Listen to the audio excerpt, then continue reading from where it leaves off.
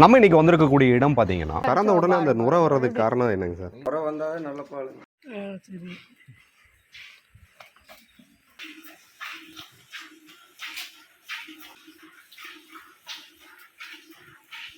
ஒரே வார்த்தையில சொல்லிட்டீங்க சார்.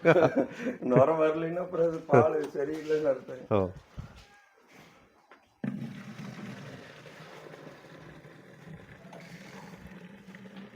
இது கேன் வந்து எவ்வளோ லிட்டர் கேன்? 10 litre can. உங்களுக்கு எல்லாத்துக்குமே பத்ரகாளி அம்மன் கோவில் எல்லாத்துக்குமே தெரியுங்க. அதுக்கு அருகில் இருக்கக்கூடிய தேக்கம்பட்டி அப்படிங்கிற ஒரு கிராமம் ஒன்று இருக்குது. அந்த கிராமத்தை நோக்கி தான் நம்ம வந்திருக்கோங்க. கிராமத்துக்கு அருகினில் பார்த்தீங்கன்னா ஒரு சிறிய அளவில் ஒரு மாட்டு பண்ணை வச்சுருக்காங்க. கூடவே பார்த்தீங்கன்னா ஆடுகளும் வளர்த்து விற்பனைக்கு கொடுத்துட்ருக்காங்க. நம்ம பெரு மாட்டு பண்ணைகளை மட்டுமே கிடையாதுங்க. சின்ன சின்ன மாட்டு பண்ணைகளை நம்ம எதுக்காக அணுகிறோன்னா அவங்களுடைய ஒரு நெளிவு சுழிவுகள் நம்ம வந்து எப்படி வளர்க்கணும் அப்படிங்கிற ஒரு டீட்டெயிலிங் வந்து நம்ம கேட்குறக்காக இந்த வீடியோ பதிவு பண்ணியிருக்காங்க. ஃபுல்லாக பாருங்கள், கிளியராக பல தகவல்கள் தெரிஞ்சுக்கலாம். சார் வணக்கம் சார், நல்லா இருக்கீங்களா? நல்லா இருக்கு. நீங்கள் நல்லா இருக்கீங்க? நல்லா இருக்கேன் சார். சார் உங்கள் பேர், உங்களை பற்றி ஒரு சிறிய அறிமுகம். ராஜேந்திரன். ஊர் வந்து தேக்கம்பட்டி, திப்பாதேவி நகர், விஜயமில் கார்மெண்ட்ஸ் நியர் பக்கத்தில். அவ்வளோதான். நாங்கள் 4-5 மாடு வச்சுருந்தோங்க. அதெல்லாம் சரியில்லாமல் கொடுத்துட்டு இப்போ 2 மட்டும் வச்சுருக்கேன். முந்தா நாளும் கூட ஒன்று இருந்தது, கொடுத்துட்டேங்க. இது இப்போ அப்படியே வச்சு அப்படியே மெயின்டைன் பண்ணிகிட்ருக்கேன். ஆனால் பெரிய லாபம் இல்லை இதில். இதை வச்சு பெரிய லாபம் இல்லை. பருத்தி கொட்டை, தவிடு, இந்த மாட்டு தீவனம் இதெல்லாம் ரேட்டு பார்த்தோம்னா பெரிய லாபம் எதிர்பார்க்க முடியாது. எது நம்ம உழைக்கிறோம், நம்மன்னு ஒரு விவசாயம் பண்ணுறோம், அதனால் அதை வச்சு அப்படியே ஓடிட்டுருக்கு. இந்த பொங்கல் வருது பார்த்தீங்களா சார்? ஆமாம், எதிர்வரும் அடுத்த மாதத்தில் பார்த்தீங்கன்னா பொங்கல் வருது. ஜனவரி அப்படிங்கும்போது பொங்கல் தமிழர்களுடைய பாரம்பரியமான ஒரு திருவிழா. அந்த பொங்கல் அன்னைக்கு வந்து நம்மளோட வீட்டில் நீங்கள் விவசாயியாக இருக்கிறனால மாடு மட்டும் இல்லாமல் இருந்தால் எப்படி இருக்கும்? ஒரு செகண்ட் யோசிச்சு பாருங்க. கஷ்டமாக இருக்குது. மாடு இல்லாமல் தான் விவசாயி. பொங்கலுக்கு வந்து மாடு அவசியம், முக்கியம். என்னென்ன பண்ணுவீங்க சார் அந்த பொங்கல் தருவாயில்? பொங்கலுக்கு காலையில் குளிப்பாட்டுவாங்க மாட்டுகளுக்கு. காலையில் ஒரு 10 மணிக்கு நல்லா குளிப்பாட்டி, அன்னைக்கு சுத்தமாக குளிப்பாட்டுவாங்க. அழைக்கே இல்லாமல் சுத்தமாக குளிப்பாட்டி கயிறு எல்லாமே மாற்றி விட்டு, பெயிண்ட் பண்ணி விட்டு, பொட்டு வச்சு விட்டு, பொங்கல் வச்சு அதுக்கு தீபாதனை பண்ணி, வசதி பொறுத்து மாலை வாங்குறவங்க மாலை போட்டு தீபம் காட்டி நல்ல முறையாக கும்பிடுவாங்க. ஏன்னா வருஷம் பூரா நம்மளுக்கு அது பாடுபடுது. நம்ம அன்றைக்கி ஒரு நாள் அதுக்கு பாடுபடுற மாதிரி பண்ணுவோம். பொங்கல்லாம் எப்படி சார் வைப்பீங்க? பொங்கல் கல் தாங்க. அடுப்பு வைப்போம், இல்லாட்டி கல் வச்சு கற்பூரத்தை பொத்த வச்சு பொங்கல் வைக்கிறது பாரம்பரியம். நார்மல். புதுசாக ஒன்றும் நம்ம பண்ண போகிறது இல்லை. எப்போ பழங்காலத்துலேருந்து பண்ணிகிட்டு இருக்க முன்னோர்கள் இருந்து அதையே அப்படியே இப்போ கடைபிடிச்சிட்டு இருக்கிறோங்க. அவ்வளோதான். இப்போ இந்த மாடு வந்து என்ன பேர் சொன்னீங்க சார்? கிர்ரா. இது வந்து கிர்ன்னு சொல்லுவாங்க. இது வந்து 2 மாடு இருக்குது இல்லைங்களா? ஆமாங்க, 2 மாடுமே. அது வந்து வேற இனம் இல்லைங்களா? இதனுடைய இனங்க. இதுவும் இதனுடைய கண்ணு தாங்க. அதுதான், 2 ஒரே இனம் தான். ஓகே. இது எவ்வளோ லிட்டர் பால் வந்து ஒரு நாளைக்கு கறக்குங்க சார்? கண்ணு போட்ட புதுசில் பார்த்தீங்கன்னா ஒரு 16 லிட்டர் பக்கம் கறக்கும். 16-17 லிட்டர் கறக்குங்க. அப்போ ஒரு 4 மாதம் வரைக்கும் அப்படியே கறக்குங்க. நாளடைவில் அப்படியே கம்மியாகும், குறைவாகும். அது பலனுக்கு வந்து இன்ஜெக்ஷன் போட்டோம்னா கொஞ்சம் குறைவாகும். அப்புறம் நம்மளுக்கு கொஞ்சம் கஷ்டம் தான், அதுக்கு மெயின்டைன் பண்ணணும். ஃபஸ்ட்டில் வந்து அதிகமாக வருங்களா, நாளாகும்போது குறையும் போது அப்போ நம்மளுக்கு வருமானம் குறையும். அதுக்கு வந்து போடுற முட்டு வலி வந்து ரைஸ் பண்ணிட்டு தான் இருக்கணும், குறைக்க முடியாது. குறைச்சோம்னா மாடு வந்து இழைச்சி போகும், வைக்க முடியாது. அதுதான் அதனுடைய இது. ஒரு போன வருஷம் இதில் வாழை போட்டிருந்தேன், எடுத்துட்டு மாட்டுக்கு மேவுன்னு சொல்லிட்டு அப்படியே பயிர் போட்டு அது வந்துருச்சு. பரவாயில்ல, அது சத்து. சோள பயிர் இல்லைங்களா? ஆமாம், சோளம் பயிர். சோளம் இது பச்சையாகவே கொடுக்கலாமா சார், இல்லை காய வச்சு கூட கொடுக்கலாமா? இல்லை, புடம் வந்துச்சுன்னு இப்போ பச்சையாக கொடுத்துட்டு இருக்கிறேன். ஒரு வாரத்துக்கு கொடுத்துட்டு இருக்கீங்க. தட்டு வந்து பார்த்தீங்கன்னா காய வச்சு கோம்பு மாதிரி போட்டுக்கோங்க. போடுவாங்க. என்ன கோம்பு போட்டு மாதிரி. அதுவும் நீங்கள் தனியாக கொடுப்பீங்களா சார் மாடுகள்? ஆமாங்க. அது சாப்பிடும்போது இது பச்சையாக சாப்பிட்றதுக்கு அதுக்கும் என்ன சுவை வேறுபாடுகள் அதுக்கு மாடுக்கு தெரிஞ்சுங்களா? பச்சைன்னு சொன்னால் ஃபுல்லாக சாப்பிட்ருங்க. காஞ்சதுன்னு சொன்னால் நிறைய சாப்பிட்றதுக்கு வாய்ப்பு இல்லை. ஏன்னா அந்த அடியில் இருக்குதுல முண்டு கீழே, அது வந்து சாப்பிட்றதுக்கு வாய்ப்பு குறைவுங்க. கொஞ்சம் தடிமனாக இருக்குது, அதனால சாப்பிடாது. பாதியிலிருந்து வேணும் சாப்பிட்ருங்க, அது கீழே சாப்பிடாது. ஏன்னா பச்சை கொடுத்தா பால் வருங்க, காஞ்சது கொடுத்தா பால் வராது. ஆனால் காஞ்ச தீவனம் கொடுத்தோம்னா சாணி போடுறது, மோசனு இரவு போடுறதெல்லாம் கொஞ்சம் கெட்டியாக, அது உடம்புக்கு நல்லது. இப்போ நான் வந்து நிறைய இடத்துல அந்த சூப்பர் நேப்பியர் பற்றி தான் நிறைய சொல்லுவாங்க. மேலே இருக்குங்க, அதுவும் நீங்கள் வச்சுருக்கீங்க. இப்போ இந்த சோள பயிர் பற்றி கொஞ்சம் சொல்லுங்கள் சார். இதில் வந்து மாடுகளுக்கு வந்து எந்த அளவுக்கு வந்து ஹெல்த்திங்க இது. இதுதான் மாட்டுக்கு வந்து ஹெல்த்தி. தட்டு தான் சோளப்பயிறு தான் ஹெல்த்தி. ஓ. மசால் பில்லை விட சோளத்தட்டு ஹெல்த்தி. ஆனால் கறவை கம்மியாக வரும். ஆனால் இது உடம்புக்கு ஹெல்த்தி. உடம்புக்கு நல்லது மாடுகளுக்கு. இப்போ இந்த பகுதி நீங்கள் சொன்னீங்க தெரியுங்களா, இந்த அடிப்பகுதி அந்த இதுதான் சாப்பிடாதுங்க. எதுங்க இது காய வச்சு, ஆமாம் காய வச்சு போட்டோன்னு வச்சுக்கோங்க, இது சாப்பிடாதுங்க. இதுலேருந்து இது ஃபுல்லாக சாப்பிடும். இதெல்லாம் சாப்பிடும். பச்சையாக இருக்கிறனால இந்த சாப்பிடு. இப்போ காஞ்சாதான் சொல்கிறேங்க. இப்போ பச்சையாக இருக்கிறத ஃபுல்லாக முடிஞ்ச அளவுக்கு சாப்பிட்ருங்க. இப்போ இந்த சோளத்தை வந்து நீங்கள் என்ன பயன்படுத்துவீங்க சார்? இது சார் இது சோளம் வந்து யூஸ் பண்ணோம்னா கிட்டத்தட்ட ஒரு 4-5 மூட்டை வருங்க. இந்த சோளத்தை வந்து பொறிக்க முடியாது. குருவி பாரு எத்தனை சாப்பிடுங்க. குருவி சாப்பிட்டுடுங்க. குருவி சாப்பிட்டு பரவாயில்ல. பறவைகளை இப்போ நேசிக்கிறீங்க நீங்கள், அதுதான் சந்தோஷம் தான். சாப்பிட்டுங்க, அது இருக்க வரைக்கும் சாப்பிட்டுங்க. சோளம் ஆச்சுன்னு ஒரு 4-5 மூட்டை வருங்க. இப்போ நீங்கள் சொன்ன ஒரு வார்த்தை எனக்கு ரொம்ப ஒரு திருப்திகரமாக இருக்குது. நிறைய பேர் அந்த பறவை இனங்கள் வந்துட்டு வாழணும்னு நினைக்கிறதே இல்லை. அந்த சாப்பிட்டு அப்படிங்கிற ஒரு மனநிலை எவ்வளோ பறக்குதுன்னு பாருங்க. ஆமாம், கிளிகள் நிறைய இருக்கு. சாப்பிட்டுங்க. அந்த பறவை இனங்கள் தான் நம்மளோட விவசாயத்தையே காப்பாற்றக்கூடிய ஒரு இனம் இல்லைங்களா? அந்த புழு பூச்சி எல்லாம் சாப்பிட்டு. ஆமாம் ஆமாம், புழு பூச்சி பொறிக்கிறோம். அதுதான் அந்த பறவை இனத்துக்கு இருக்கக்கூடிய ஒரு விஷயம். எல்லாமே கிளி பாருங்க, ஆயிரக்கணக்கான கிளி போகுங்க. நிறைய இருக்கு சார். பாருங்க ஃபுல்லாக பறக்குங்க. இருக்க வரைக்கும் சாப்பிட்டுங்க சார். அது எப்படி சார் மேலே ஏறி சாப்பிட்டுக்குமா? அதெல்லாம் உட்காந்துருங்க. அது எங்கே உங்களுக்கு பிடிக்க முடியாது. பாருங்க கத்துது பாருங்க. பாருங்க ஃபுல்லாக அங்கேயே வந்து சாப்பிட்டுக்குது. பூரா சாப்பிட்ருங்க. ஆனால் அந்த ஒரு இயற்கையான காற்று, பறவை சத்தம். ஆமாங்க, இதை சாப்பிட்டுச்சு பாருங்க. தெரியுதுங்களா? இதெல்லாம் சாப்பிட்டுருச்சு. ஆமாம், ஒவ்வொன்றா கொத்தி கொத்தி சாப்பிட்றோம். இப்போ நம்ம எப்படி அந்த காலத்தில் ராய்க்களி இது சாப்பிட்டு இருந்தவங்க எப்படி நல்லா இருக்காங்க. அரிசி வந்து பூரா சுகர் ப்ரெஷர் வந்துட்டு இருக்காங்க. பத்தாவது குக்கர் வந்து பூரா ப்ரெஷர் ஏறிட்டு இருக்குது. அந்த கோப்பை இது அது மாதிரி தான் மாடுகளுக்கு அதே மாதிரி. அதே தாங்க, வேற ஒன்றும் இல்லை. இப்போ இது தீவனம் கொடுக்குறதுக்குமே அதே மசால் பிள்ளை தீவனம் கொடுக்குறதுக்கு வித்தியாசம் இருக்குங்க. மசால் பிள்ளை தீவனம் வந்து கொடுத்தோம்னா பால் அதிகமாகும். ஆனால் மாடு அந்த அளவுக்கு சரிப்படாது. இது வந்து இயற்கை முதல்ல எப்படி நாம் இருந்துட்டு இருந்தோம் அந்த மாதிரிங்க இதெல்லாம். அதுதான் இந்த சோளப்பயிரை வந்து நம்ம கொடுக்குறோம். ஆமாம், சோளப்பயிர் வந்து நல்லதுங்க. டெய்லி ஒரு கொஞ்சமாறு காஞ்சது கொடுக்கணும். கொஞ்சமாறு காஞ்சது கொடுக்கணும். இன்றைக்கி சூழ்நிலைக்கு தகுந்த மாதிரி எல்லாம் மாறிக்கிறேங்க. அவ்வளோதான், வேறு ஒன்றும் இல்லை. இதெல்லாம் குச்சி புண்ணாக்கு, பருத்தி கொட்டை, இது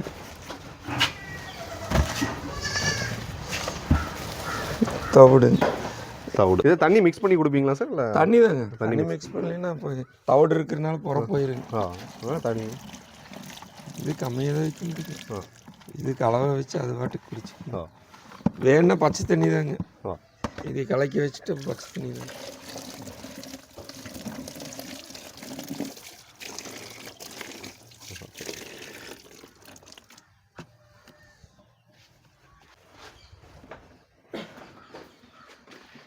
நல்லா குடிச்சுக்கிறாரு. ஆமாங்க, நல்லா குடிச்சுக்கோங்க. தண்ணி அதிகமாக வைக்க மாட்டோம். தேவைப்பட்டா வச்சுக்குவீங்க. தேவைப்பட்டா குடிச்சுக்க வேண்டியதுங்க. சரிங்க சார். இது மிஷின் எவ்வளோ ஆண்டுகள் ஆச்சுங்க சார் இந்த மிஷின் வாங்கி? இது நம்ம ஃப்ரெண்டு கொடுத்தாருங்க நம்மளுக்கு. பரவாயில்லைங்க சார். அவர் ஒன்று புதுசு வாங்கிட்டாரு.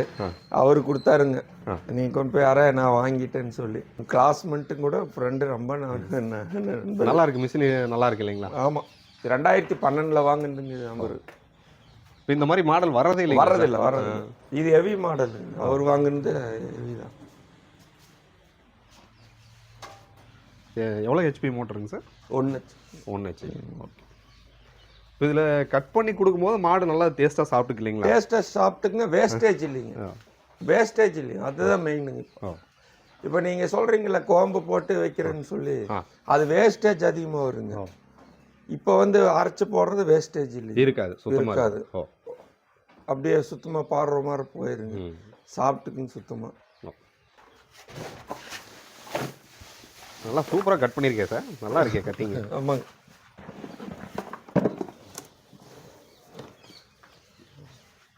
நல்லா சாப்பிட்டுக்கிறாரு. ஆமாங்க, வேஸ்டேஜ் இல்லைங்க. சொன்ன மாதிரி ஒரு துளி கூட வேஸ்ட் ஆகிறதில்ல. வேஸ்ட் ஆகிருக்கு வாய்ப்பு இல்லைங்க. அப்படியே எடுத்து சாப்பிட்டுருக்கோம். நம்ம சேனலில் வந்து நிறைய பேர் அந்த மாட்டு பண்ணை வைக்கணும் அப்படிங்கிற ஒரு ஆர்வத்தோடு கேட்டுட்டு இருக்காங்க. இப்போ உங்களுடைய அனுபவத்தில் ஒரு மாடு நம்ம வளர்த்து அது ஒரு பண்ணையாக மாற்றுறது எப்படி மாற்ற முடியும் அப்படிங்கிறத கொஞ்சம் சொல்லுங்கள் சார். பண்ணலாங்க. ஆனால் நம்மளே 2 மாடு வாங்கி அதிலிருந்து உற்பத்தி பண்ணிட்டா பண்ணால் ஜெயிச்சுக்கலாம். விலைக்கு வாங்கி இன்றைக்கி இருக்கிற சூழ்நிலைக்கெல்லாம் ஒரு மாடு ஒன்று 80,000 1 லட்சம் ரூபா போயிட்டுருக்குது. 10 மாடு வாங்கினீங்கன்னா 8 லட்சம் ரூபா ஆச்சு. பண்ணை போடுறீங்கன்னா செட்டு போட்டால் 2-3 லட்சம் ரூபா ஆகுது. குறைஞ்சது 10 லட்சம் ரூபா ஆகுது. அந்த 10 லட்சம் ரூபாயில் அதில் எவ்வளோ இன்கம் வரும்னு நம்ம ஃபஸ்ட்டில் கணக்கு போடணும்.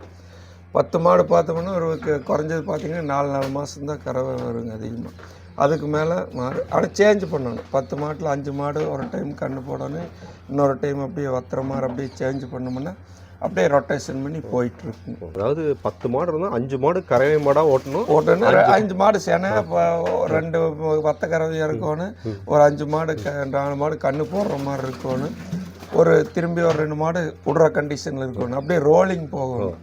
அப்படி ரோலிங் போனாதான் சமாளிக்க முடியுங்க.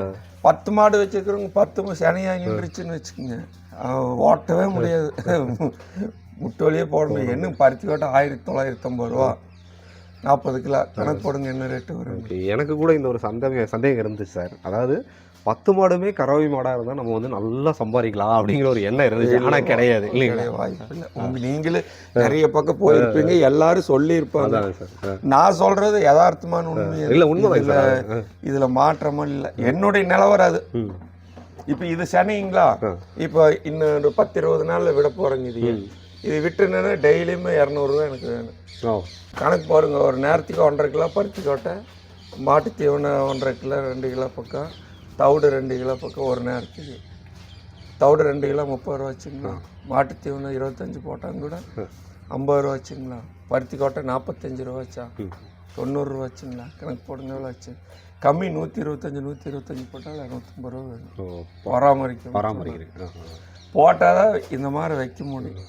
இல்லைன்னு சொன்னால் அப்புறம் அது நம்ம நாளாகும்போது அப்புறம் அது நம்மளுக்கு வேலைக்கு. என்ன அதில் லாபம் என்னன்னு கேட்டிங்கன்னா, பெரிய இதெல்லாம் லாபம் இல்லைங்க என்னை பொறுத்தளவுக்கு. வர கண்ணுக்குட்டி வளர்த்திருக்கிறேன். இதில் இதோட கண்ணுக்குட்டியை நீங்கள் வளர்த்துருக்குறேன். அது விட்டுச்சுன்னா அது எருவு மிச்சம். இதுதான் நாங்கள் குடிக்கிற பால் மிச்சம். இதை நீங்கள் வெளியே ஏதாவது சொசைட்டி அந்த மாதிரி ஊற்றிட்டு இருக்கீங்களா சார்? சொசைட்டி எந்த சொசைட்டி ஊற்றுறீங்க? ஹட்சன். இங்கே தனியார். எவ்வளோ ரூபா வரைக்கும் நம்ம வாங்க முடியும்? கண்ணு போட்ட புதுசில் பார்த்தீங்கன்னா ரேட்டு 34-35 வருங்க. இப்போ பார்த்தீங்கன்னா 39. ஆனால் பால் கம்மியாகிருக்கு. எஸ்என்எஃப் ஃபேட் இன்க்ரீஸ் பண்ணுறது எஸ்என்எஸ் ஃபேட்டை பொறுத்து. அது எப்படி இன்க்ரீஸ் பண்ணுறீங்க சார்? உங்களுக்கு தெரிந்த ஒரு அனுபவம்? எனக்கு தெரிஞ்ச லெவலில் பருத்தி கொட்டை தாங்க நிறையா. பருத்தி கொட்டை போட்டால் தான் மாடு நல்லா இருக்கு. எஸ்என்எஃப் ஃபேட்டு, அந்த வெண்ணெயும் பாலில் அந்த இதுவும் அதில் தான் இன்க்ரீஸ் பண்ணணும். அதில் நார்மலாலாம் பண்ண முடியாது. எனக்கு தெரிஞ்ச வாய்ப்பு குறைவுங்க. அது அவருக்கு தெரியாது. அவரு நம்ம மாதிரி எத்தனை பேர்த்து பார்த்துருக்காரு. எல்லா இடத்துல அதாங்கம்மா சொல்றாங்க. இது இருந்துச்சுன்னு வச்சுங்க, எங்கேயுமே நகர முடியாதுங்க, எங்கேயுமே போக முடியாது. அப்படியே இந்த சாலையே சுற்றி காட்டுங்க சார், அதை பற்றி கொஞ்சம் சொல்லுங்க. இதெல்லாம் கட்டுறதுதாங்க மேசனு, இதெல்லாம் பார்த்தோம்னா இது லாஸ் தாங்க. இதெல்லாம் இதுக்கு முட்டை வலி பார்த்தீங்கன்னா நிறைய வருங்க. எஸ்டிமேட் எல்லாம் பார்த்தோம்னா கணக்கு போட்டு நம்ம பண்ண முடியாது. மொத்தத்தில் நம்ம விவசாயி, அதனால நம்ம மாடு வச்சிருக்கிற ஒரு சாலை வேணும், நினையாம மாடு இருக்கணும். அதுதான் மெயின், வேற ஒன்றும் இல்லைங்க. நான் மட்டும் வீட்டுக்குள்ள போய் படுத்துக்கிற மாட்டுக்கள் மட்டும் நினைய வச்சேன். இல்லை, நீங்கள் ஃபேன் ஏன்னு எல்லாமே போட்டுருக்கீங்களா சார்? நல்லா சூப்பராக. ஆமாங்க, மே மாதம்லாம் கண்டிப்பாக வேணுங்க. ஏன்னா ஹீட்டு, மாடு ஹீட் ஆச்சுன்னா சிரமப்படுங்க. அதுக்காக இந்த ஃபேன் வந்து நீங்கள் எப்பவுமே வச்சுருப்பீங்க. வெயிலில் போட்டுக்குங்க, கொஞ்சம் கூலிங்காக இருக்கும். அதனால செட்டு எப்படி சார்? இந்த செட்டை பற்றி சொல்லுங்கள் சார். செட்டு வந்து இந்த செட்டுக்கு வரைஞ்சி பார்த்தா 2 லட்சம் ரூபா பக்கம் வந்துருச்சு. 2 லட்ச ரூபா வந்துருச்சு இல்லைங்களா? 1 லட்சம் ரூபாய்க்கு மேலே வந்து. ஆனால் சூப்பராக செட்டு சூப்பராக போட்டிருக்கீங்க சார், நல்லா இருக்கு. என்ன சீட்டுங்க சார் இது? தகர சீட்டு தானா? இல்லை, இது வந்து தகர சீட்டுங்க, அது வந்து சிமெண்ட் சீட்டு. அது வந்து சிமெண்ட் சீட்டு. 2 பக்கமும் நீங்கள் கட்டிக்கலாம் இல்லைங்களா? வேணா கட்டிக்கலாம், தேவைப்பட்ட கட்டலாம். இதே போதுங்க, இங்கேயே 6-7 உருப்படி கட்டலாம். இதுலேயே மாடு 5-6 உருப்படி இருந்துச்சுங்க. என்னால் கொஞ்சம் முடியாமல் இப்போ கொடுத்துட்டு அளவாக வச்சுட்டீங்க. ஆமாம், நம்ம அளவுக்கு வச்சுட்டுங்க. இந்த மாட்டை பற்றி சொல்லுங்கள் சார். இது வந்து ஒரு இது டைப்புங்க, நாட்டு மாடு இல்லை, இது ஜாதிங்க. இதுதான் நல்ல ஜாதிங்க. இது இந்த மாதிரி தான் அதிகமாக விரும்புவாங்க. இதுதான் அதிகமாக விரும்புவாங்க. இப்போ என்ன சாப்பிட்ருக்காங்க? பருத்தி கோட்டை, தவிடு, மாட்டு தீவனம். இவங்க இப்போ கறவை மாடாக தான் இருக்காங்க. இது கறவை. ஓகே. எவ்வளோ லிட்டர் கொடுக்குறாங்க சார் ஒரு வேலைக்கு, ஒரு நாளைக்கு? ஒரு வேலைக்கு பார்த்தீங்கன்னா இப்போ 5 10 லிட்டர் வந்துருக்கு. 5 10 லிட்டர். 10 லிட்டர் காலையில் 5 சாயங்காலம் சாயங்காலம். அப்படியே இந்த கன்றை பற்றியும் கொஞ்சம் சொல்லிடுங்க சார். சிந்து விட்டு மாறு. சிந்து இரும் இல்லை, நாட்டு மாடும் இல்லை. நீங்கள் எவ்வளோ நாளில் சென்னைக்கு விடுவீங்க சார்? இதுன்னு இன்னொரு 6 மாதம். 6 மாதம். 6 மாதம். ஒரு 6 மாதத்தில் விடுவோம். சென்னைக்கு விட்டுருவீங்க. உங்ககிட்ட நல்லா அட்டாச் ஆயிருச்சு. ஆமாம், பழகிடுச்சு சொல்லுங்க. அப்படியே நம்ம ஆடுகளை பற்றி கொஞ்சம் பார்க்கலாங்களா சார்? நான் இங்கே உள்ளே வந்தோடனே பார்த்தது வந்து அந்த வாழை இலையை கட்டி தொங்க விட்டுருந்தீங்க பாருங்க, அதுதான் ரொம்ப லுக்காக இருந்துச்சு சார். நல்லா இருந்துச்சு. நம்மகிட்ட வெளியே கொண்டு போய் மேய்க்கிற அளவுக்கு வசதி இடம் இல்லைங்க. அதனால சும்மா அப்படியே ஒரு ஆடு வாங்கினேங்க. அதுல இருந்து உற்பத்தி ஆனது தாங்க இந்த ஆடு பூராம. ஒரு ஆடு வாங்கினோம், அதுல உற்பத்தி ஆனது தாங்க இது ஃபுல்லாவே. அதுல இருந்து வந்தது இப்ப கெடாய்களை கோயிலுக்கு டெய்லி வெட்டிடுவாங்க. நம்ம பயன்பாட்டுக்கு தான் நீங்க? ஆமா, நம்ம யூஸ்க்கு தாங்க. வெளியெல்லாம் நீங்க கொடுக்கறது இல்ல? கொடுக்கறங்க தேவைப்பட்ட வித்துருவாங்க. வேற இப்ப அந்த ஆடு 2 குட்டி போட்டிருக்குது. இது பெண்குட்டி இருக்குங்களா சார்? 2 பெண்குட்டி தான். 2 பெண்குட்டி தான். அப்ப நீங்க வளர்ப்புக்கு தான் வச்சிருப்பீங்க? ஆமா, இதெல்லாம் வளர்த்துறதாங்க. ஆண்குட்டினா மட்டும் நீங்க கொடுத்துருவீங்க? ஆமா. அது போக நீங்க உள்ள வந்து செட் மாதிரி செட் பண்ணிருக்கீங்களா சார்? இது அது கோழிங்க. கோழி வச்சிருக்கீங்களா? ஆமாங்க. நாட்டுக்கோழி இருக்குங்களா? ஆமாங்க. இல்லைங்க, அது கொஞ்சம் சரியில்லை, உடம்பு சரியில்லைன்ட்டு வெளியே விட்டுட்டீங்களா? ஆமா, அதை லாக் பண்ணி வச்சிருக்குங்க. ஒரு கோழினால மற்ற கோழி பாதிக்குங்க. அதனால அதை லாக் பண்ணி வச்சிருக்கேன். தேக்கம்பட்டி கிராமத்தை பற்றி கொஞ்சம் சொல்லுங்க சார். தேக்கம்பட்டி கிராமம்னு சொன்னால் தேக்கம்பட்டி நல்ல கிராமம்னு ஒன்றும் பிரச்சனை இல்லை. நல்ல இதுதாங்க. தண்ணி ஓரளவுக்கு இருக்குது. எனக்கு அந்த ஏரியா ஃபுல்லாக தண்ணி கொண்டு வந்ததுனால பரவாயில்ல, ஓரளவுக்கு அப்படி போயிட்டு நல்லா இருக்குது. ஒரு ரம்மியமான ஒரு பசுமையான ஒரு கிராமம்னு சொன்னாங்களா? நல்லா இருக்கும். ஓரளவுக்கு நம்ம மோசம்னு சொல்ல முடியாது, பரவாயில்லன்னு சொல்ல முடியாது. இருக்கிற நேச்சுரலாக அதுதான். மழை பெஞ்சா பரவாயில்ல. இப்போ மழை இல்லாட்டியும் கூட ஆற்று தண்ணி இருக்கிறவங்க அவங்க அப்படியே பசுமை அப்படியே போயிட்டுருக்கு. நம்மளதெல்லாம் போரு மழை இல்லைன்னு வச்சுக்கோங்க, கொஞ்சம் கஷ்டமாக தான் இருக்குது. விவசாயம் வந்து என்னென்ன சார் இங்கே பண்ணிகிட்டு இருக்காங்க தேக்கம்பட்டி? தேக்கம்பட்டி எல்லாமே பண்ணுறாங்க. வாழை மேக்ஸிமம் அதிகமாக வாழை, அவர்கிட்ட பாக்கு அதிகமாக போட்டிருக்காங்க. பாக்கு தான் இங்கே முதன்மை தொழிலாக இருக்குது. பாக்கு வாழை தான் முதன்மை தொழில். வாழை தான் முதன்மைங்க. பாக்கு வந்து தண்ணி இருக்கிறவங்க போடலாம், அதுக்கு தண்ணி அதிகமாக தேவைப்படுது. அதனால பாக்கு.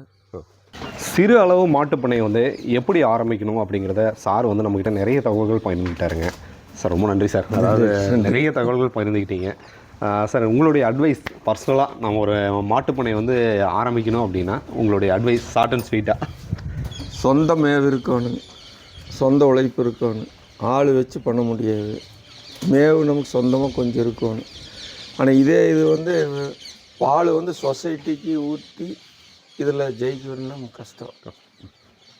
ஏன்னா அதுக்கே பத்தாமல் போகுது. வெளியே கொண்டு போனீங்கன்னா அதே பால் 60 ரூபாய்க்கு ஊற்றிட்டு இருக்காங்க. இப்போ டவுன் சைடு பார்த்தீங்கன்னா இப்போ அவங்க ஜெயிக்கிற விலைக்கு வாங்கி போட்டு ஜெயிக்கிற காரணம் என்னென்னு கேட்டிங்கன்னா 60 ரூபாய்க்கு ஊற்றுறாங்க. நாங்கள் வந்து 35 ரூபா, 36 ரூபா, அதிகபட்சம் 39 இந்த மாதிரி வருது. அப்போ எவ்வளோ வித்தியாசம் வருது? நமக்கு 20 ரூபா வித்தியாசம் வருது. அதனால் ஒரு கட்டை அவங்க 60 ரூபாய்க்கு வாங்கினாங்கன்னா கூட தப்பு வராது, ஜெயிக்க முடியும். நாங்கள் வந்து ஜெயிக்க முடியாது வாங்கி போட்டு. சொந்த மேவு இருந்துச்சுன்னா, விவசாயிகளிருந்து சொந்த மேவு இருந்துச்சுன்னா வச்சு ஜமாளிக்கலாம். நம்மளுக்கு சாணம் முக்கியம், அதுதான் மெயின் எனக்குங்க. வேற ஒன்றும் இல்லை. இப்போ எனக்கு சாணம் கிட்டத்தட்ட குறைஞ்சது வருஷம் ஒரு 6-7 டிராக்டர் வருங்க. வருஷம் ஒரு அனுப்பு, அதுதான் எனக்கு முக்கியங்க. வேற ஒன்றும் போட முடியாது. ஒரு டிராக்டர் இப்போ பார்த்தீங்கன்னா 4-4 ரூபா வருது. சரி சார். இப்போ 7 டிராக்டர் வாங்க என்ன செய்யலாங்க 28,000 ரூபா ஆச்சு. கையில் இருந்தேன்னு போங்க. இது அப்படி இல்லை, இது நம்மளுது. மண் இல்லை, ஒன்றும் இல்லை. நம்மளாக உரம் தயாரிக்கிற மாதிரி தாங்க. வருஷம் இப்போ போட்டங்காட்டிக்கு தான் பயிர் இப்படி வந்திருக்குதுங்க. இதோட போட்டது பூரா இப்படி நின்றுருக்குங்க. இது இந்த அளவுக்கு வந்திருக்குன்னா உரம் இருக்குங்காட்டிக்கு தான் வந்திருக்கு. விவசாயி பொறுத்த அளவுக்கு மாடு வச்சு பண்ணை பண்ணணும்னு சொன்னால் சொந்த மேவு இருக்கணும். அதுதான் மெயின், வேற ஒன்றும் இல்லை. இப்போ நம்ம மக்காசோளெல்லாம் போடுவோங்க, பண்ணி தொந்தரவுனால போட முடியாதுல்ல. பெரிய தொந்தரவு தான் இல்லைங்களா சார்? ஐயோ, பண்ணி தொந்தரவுனால போட முடியாது இல்லைங்க. இதே ஏதோ ஒரு புண்ணியத்தில் வராமல் இருக்குங்க. வந்ததுன்னா அந்த கருது பூரா அவுட் பண்ணிடுவோம். உள்ளே பூந்ததுன்னா வேஸ்ட் ஆயிடும். சரிங்க சார். அதுதான் எனக்கு இப்போ நைட் ஓவர் டைம் எந்திரிச்சு பார்த்துட்டு இருப்பேங்க. நாய் உழைச்சாலே எந்திரிக்கணுங்க. உள்ளே வந்து 2-3 உருப்படி பூந்துதுன்னு வச்சுக்கோங்க, முடிஞ்சவே போச்சு. அது சாப்பிட்டா கூட எனக்கு பிரச்சனை இல்லைங்க. ஏதோ கொஞ்சம் தான் சாப்பிட்டு போயிரு. ஆனால் இது சாப்பிடாதுங்க. பூரா உள்ள பூந்தெல்லாம் சமுட்டி பூரா தின்னு மிதிச்சு. அது மிதிச்சதுன்னா மாடு சாப்பிடாது. அதான் சார். அந்த ஸ்மெல்லுக்கு சுத்தமாக சாப்பிடாது. எனக்கு அதுதான் மெயின் பிரச்சனைங்க. பன்னி தொந்தரவு இதுதான். சரி, இந்த ஏரியாவில் அது பிரச்சனை பண்ணி தான். காரமடிக்கு மேலே பார்த்தீங்கன்னா சாலையூர் இதில் இருந்து எடுத்திங்கன்னா ஃபுல்லாகவே பண்ணி தொல்லை தான். யானை தொல்லை இல்லை, அதிகம் யானை தொல்லை இருக்குங்க. எது வரைக்கும்? சாயங்காலம் 7 மணியான வந்துருங்க. எங்கே சார்? தேக்கம்பட்டிக்கு அந்த பக்கம். இங்கே வந்துடுதுங்களா? இங்கே எங்க 7 மணிக்கு நீங்கள் ஏதாவது ஏமாந்து இந்த வழியில் வந்துடுது. இந்த ரோடே ரொம்ப மதுரைமன் ரோடே. ஆமாம், 7 மணிக்கு மேலே கஷ்டம். பாரு, நம்ம ஃப்ரெண்டு ஒருத்தர் போட்டிருந்தாரு ஃபினிஷிங் பார்க்குக்கு லைன் விட்டு வந்தாங்க. பேட்டரி சோலாரில் பேட்டரி தான். அதே வந்து யானை போட்டு அமுத்தி பைப்பு இப்பெல்லாம் உடச்சி இப்போ தான் திரும்பி நட்டுருக்காங்க. அப்படிங்களா? ஆமாம், கொஞ்சம் டேஞ்சர் தான். டேஞ்சர் தான், கண்டிப்பாக டேஞ்சர் தான். அது அறிவு, நல்ல அறிவு தான். மரம் இருந்ததுன்னா போட்டு அமுத்திட்டு அது வாட்டுக்கு அது சாப்பிட்டா பிரச்சனை இல்லைங்க. ஏதோ ஒன்று கொஞ்சம் தான் சாப்பிடு. உள்ள பூந்தாலே போதும், முடிஞ்சே போச்சு. அது இருக்கிற உருவம் ரொம்ப பெரிய உருவம். உள்ள போன வழி பார்த்தீங்கன்னா வண்டி போன மாதிரி ஆயிடுச்சு. ஐயோ, அவ்வளோ இது. ஆமாங்க. சரிங்க சார், நிறைய தகவல் பண்ணிக்கிட்டீங்க. ரொம்ப நன்றி சார். அதாவது சார் வந்து பார்த்தீங்கன்னா எப்படி வந்து நம்ம சின்ன அளவில் மாட்டுப்பண்ணையிலேருந்து நம்ம பெருசாக எப்படி ஆக்குறது அப்படிங்கிற ஒரு தகவல் வந்து நம்மக்கிட்ட பகிர்ந்துட்டாருங்க. இந்த ஒரு பதிவு நிச்சயமாக உங்களுக்கு பிடித்தமான ஒரு பதிவாக இருக்கும்னு நினைக்கிறேன். சிவாரம் டிவி இன்ஸ்டா பேஜையும் சிவாரம் டிவி யூடியூப் சேனலையும் தொடர்ந்து பார்க்கணுன்னு விருப்பப்பட்டீங்கன்னா ஃபாலோ பண்ணிங்க, சப்ஸ்கிரைப் பண்ணிங்க. டில் தென் பாய் ஃப்ரம் உங்கள் சிவா. நன்றி, வணக்கம்.